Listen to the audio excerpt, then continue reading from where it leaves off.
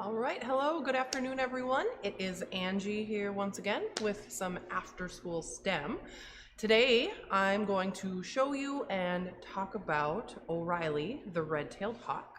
Red-tailed hawks are extremely common. We see them all over North America, especially now is getting close to migrating season, so we'll probably be seeing a lot of these awesome birds coming back into the area. Hawks are raptors, just like owls and eagles and falcons and all that cool stuff. And if you have watched any of our other bird after school specials, you might remember that there are three very important things that make raptors special, or what makes a raptor different from other birds. And those three things are keen eyesight, a sharp curved beak, and long, sharp talons. So all raptors are carnivores, predators. They eat other animals. They're not interested in things like seeds or grass or any of that sort of thing.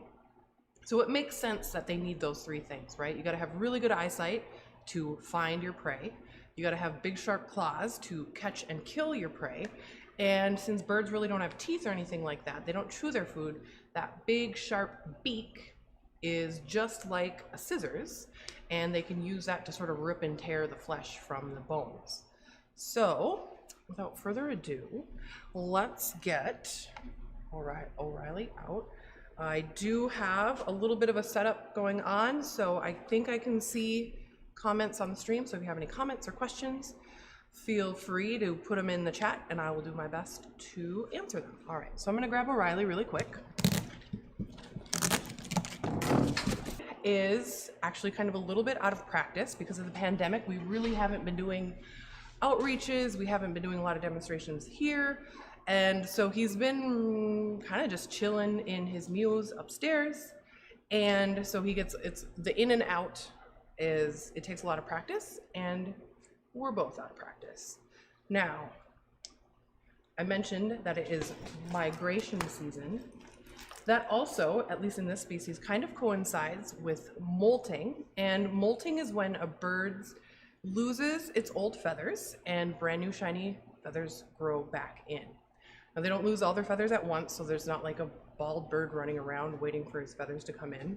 And they lose them like pretty evenly. So if they lose one on one wing, they'll lose that same feather on the other wing. And they come out, like one or two at a time, so that as they are replaced, the bird is still fully fledged and able to fly. But we can see here on Oreilly, he's got a handful of pretty tough looking feathers that he's been preening, maybe over preening a little bit. And so his wings are looking a little rougher than normal, but that's because all of these feathers are at like the end of their life cycle. So in a couple of weeks, he'll have brand new shiny feathers and he will look handsome as can be. All right, so red-tailed hawks are very, very common, especially around here, all over North America, way up into Canada, all the way down into places like Mexico, Central America. And they get their name from this beautiful, rusty, reddish colored tail. And the other colors on a red-tailed hawk are actually pretty variable. They can be darker than this, lighter than this, very similar to this. I would say that Oreilly, as far as his coloration goes, he's very average, kind of in the middle of the road, so to speak, of colorations. I have seen photographs of an albino or a very, very light morph, and so the whole entire bird, all of her feathers were completely white except for that red tail. That red tail was the only colored part, so that was really interesting. So Oreilly was born and injured in Arizona. And if we look when he spreads his wings, it's kind of hard to tell. Let's see if we can get a good angle there.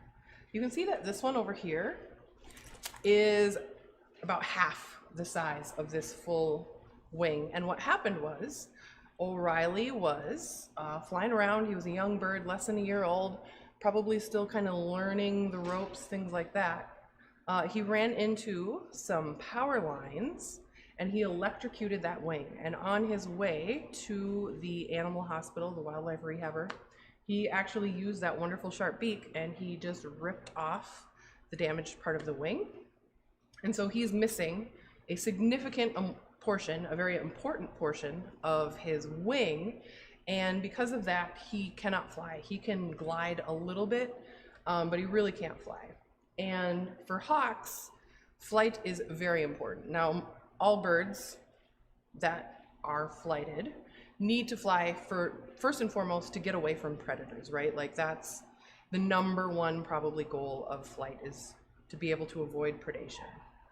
But for raptors, especially red-tailed hawks, they spend most of their time like up in the sky gliding and looking down at the ground trying to find prey. So if he's not able to fly, not only can he not get away from potential predators, but he also is not able to hunt. So if Oreilly was not living in captivity with humans, he would starve to death very quickly, or he would become someone else's dinner. All right. Again,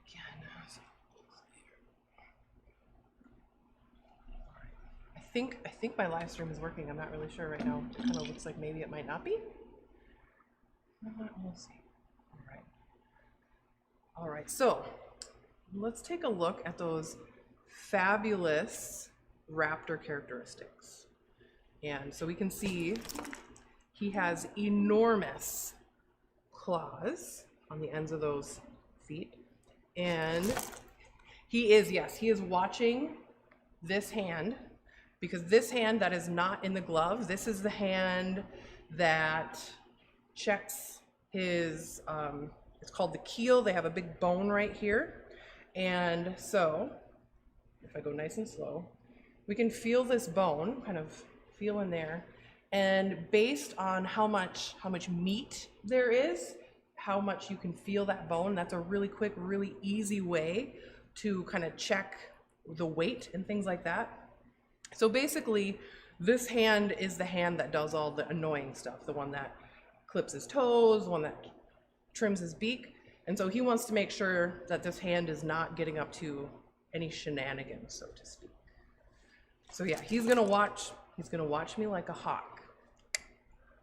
All right, so we've got these awesome talons, super strong, super sharp. And then, let's see, he's in a spot where you can't really see his beak, but you can see that wonderful curved shape of his beak. And he can see himself on the screen, so I think that might be a little bit of why he's so super jumpy. He's camera shy, just like me. But we can see he's got a wonderful curved beak. And then you can also see that relative to the size of his skull, those eyes are enormous.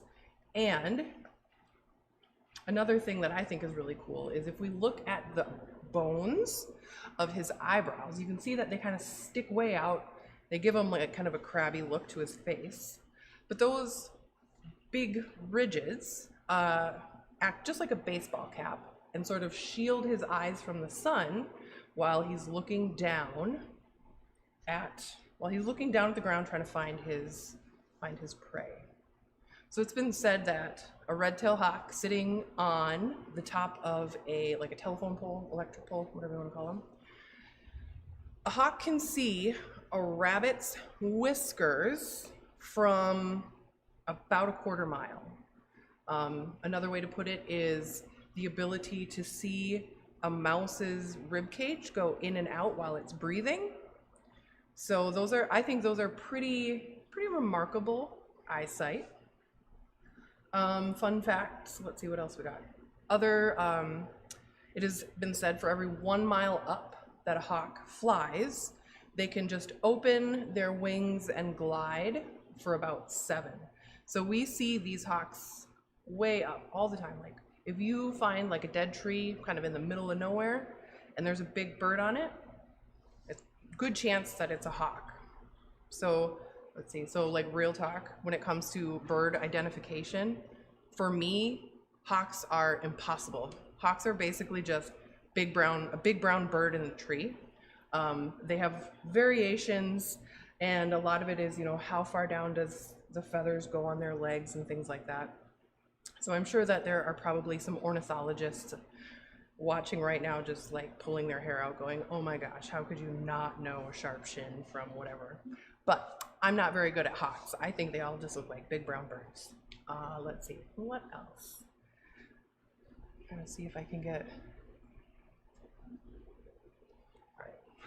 So I think I lost my Facebook stream. So if you are asking me questions on Facebook, I don't think I can see them. So that is a bummer. But that is a good reason to go follow us on YouTube or Twitch. And then we would be able to see all that. So Oreilly has lived at the Science Center since about 2008. Oreilly was born in 2003, so he is 21 years old. He is, he's almost old enough to drink, I think, if birds did that sort of thing. In the wild, hawks can live to be about, 20 years would be a pretty successful bird. A little bit of luck, a little bit of skill, but in captivity, life is super easy. It is always 72 degrees. Their food is literally handed to them every single day, and they really don't have to worry about anything other than boredom, perhaps. Like, boredom is the main thing that we have to worry about with these guys. Boredom and obesity, I guess. So in captivity, hawks can actually live to be 40 years easily. So I think I can see Orion over there is looking, our rabbit is looking at us with a very concerned look on his face, which I understand because in the wild, this animal would definitely love to eat some rabbit, I think. Yeah. But he's not doing his foot stomp. Like, if I bring my dog to work, he will stomp, the bunny will stomp his feet really, really loud, like a warning sign, which I think is really cool because he's not a wild animal. He's probably never experienced, predation. So it must be like instinct. Yeah, I was worried a little bit that maybe Orion would be a distraction during the show, but I think he's just watching. He's concerned, but I think we're good. So let's see. So that's a really good question. We had a question, can't you put food out so they can hunt? And the answer is yes. If this was a flighted bird, if they were, kind of semi-wild, we could put them food places, but most of these guys have been in captivity so long that they're lazy, basically. And then there can be an ethical issue as far as like putting living prey in a cage for these birds to eat, like, sort of in, what was it, Jurassic Park, where like the goat comes up out of the cage and the trees shake and then all of a sudden there's no goat anymore. I mean, technically you could do that, and you could argue that, yep, that's enriching for the animals, they do their thing, but then you have to worry about the prey. First of all, you got to worry about the prey fighting back, because the prey does not want to be eaten, and so these guys could get injured more, which we definitely don't want. But then there's also like an ethical thing of like the prey animal has nowhere to go, and so it's kind of mean, I guess. So we don't do live. Once upon a time, we had some baby chicks that we were raising, and then so we tried to put a live one in just because a baby chick is totally harmless. And the hawk and the great horned owl were terrified. They like hid in the corner of their little enclosure. But the merlin, the small falcon, we had her out, I don't know, a week ago, maybe 2 weeks. She's hardcore. She immediately just killed the chick, ate the food like nothing ever happened. So these guys, we don't feed live. And we also didn't go out and capture them. They were injured and they were brought to a hospital, and the goal is to fix the bird, get them ready to go, get them healthy, get them strong, and then put them back in the wild. Now, this guy's injury obviously means he can't survive, and so then a decision is made whether to euthanize the animal, or the wildlife have like a, I don't know, what do you call that when you have put your feelers out, we're all on a list.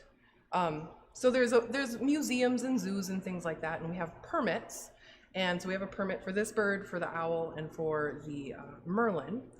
And so when the doctors were like, nope, there's no way that this animal will survive in the wild.